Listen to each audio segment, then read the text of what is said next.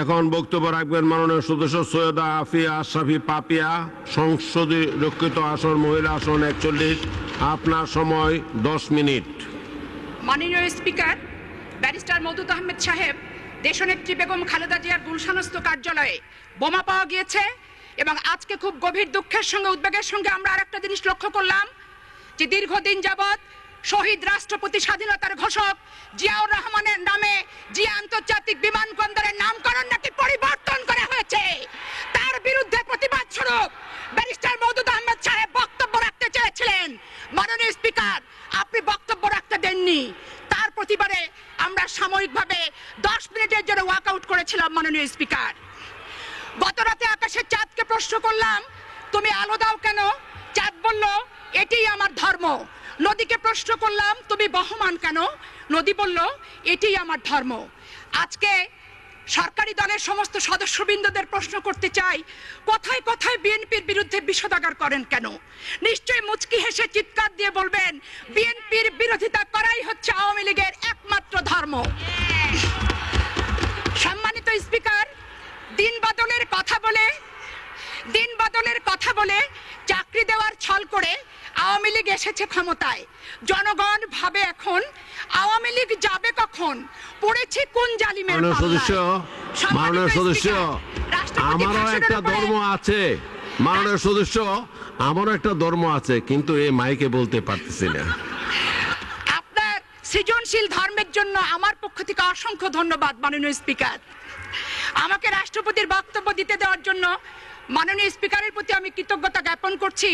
পাশাপাশি আমি প্রতিনিয়ত বিভিন্ন প্রচার মাধ্যম পত্রপত্রিকায় আওয়ামী লীগের সম্মানিত সংসদ সদস্যবৃন্দ, মাননীয় মন্ত্রিপরিষদের সদস্যবৃন্দ এবং বিভিন্ন জেলায় আওয়ামী লীগের নেতৃবৃন্দ যে বক্তব্য রাখেন, রাষ্ট্রপতির ভাষণটি হচ্ছে সেই বক্তব্যের একটি লিফলেট মাত্র। যার কারণে আমি এই লিফলেটের প্রতি কোনো শ্রদ্ধা, ভক্তি এবং ধন্যবাদ দিতে পারছি না বলে দুঃখ প্রকাশ করছি। আওয়ামী লীগের নির্বাচনী ইস্তেহারে একটি বারের জন্য বলেনি যে ষড়যন্ত্রের মাধ্যমে ক্ষমতায় এসে 72 স্টাইলে তারা দেশ শাসন করবে। তারা একটু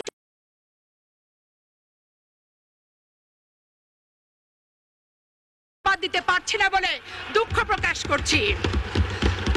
আওয়ামী লীগের নির্বাচনী ইস্তেহারে একটি বারের জন্য বলেনি যে ষড়যন্ত্রের মাধ্যমে ক্ষমতায় এসে 72 স্টাইলে তারা দেশ শাসন করবে।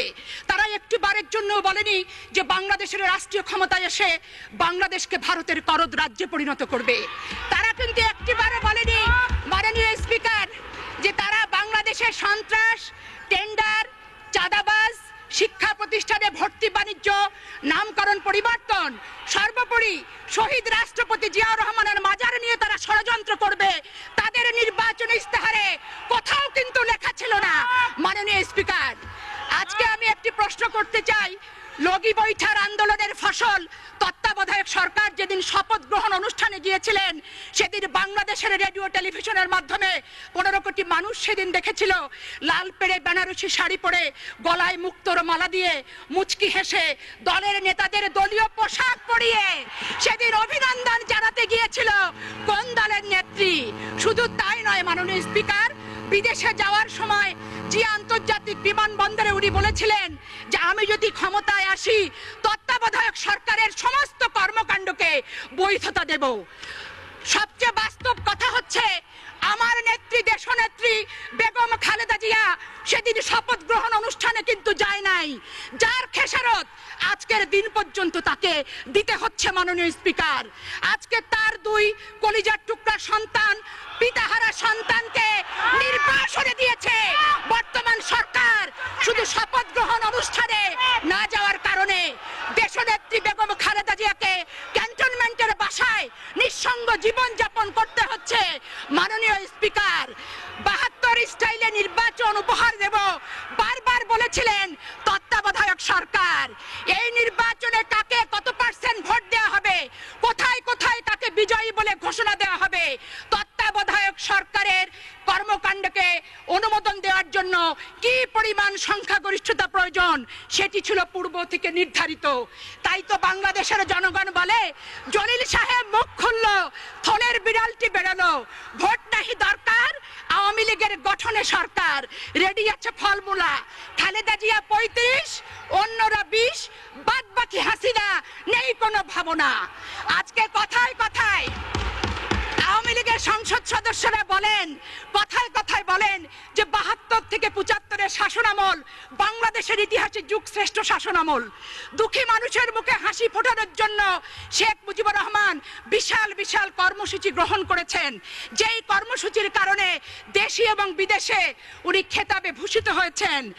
আর কিভাবে আওয়ামী লীগ শেখ মুজিবুর রহমানকে জাতির পিতা ঘোষণা দেবেন, এই পরিকল্পনায় তারা ব্যস্ত রয়েছেন। আরো ব্যস্ত রয়েছেন বাংলাদেশের প্রতিটি বাড়িতে বাড়িতে আইন পাশ করে মাননীয় স্পিকার কিভাবে শেখ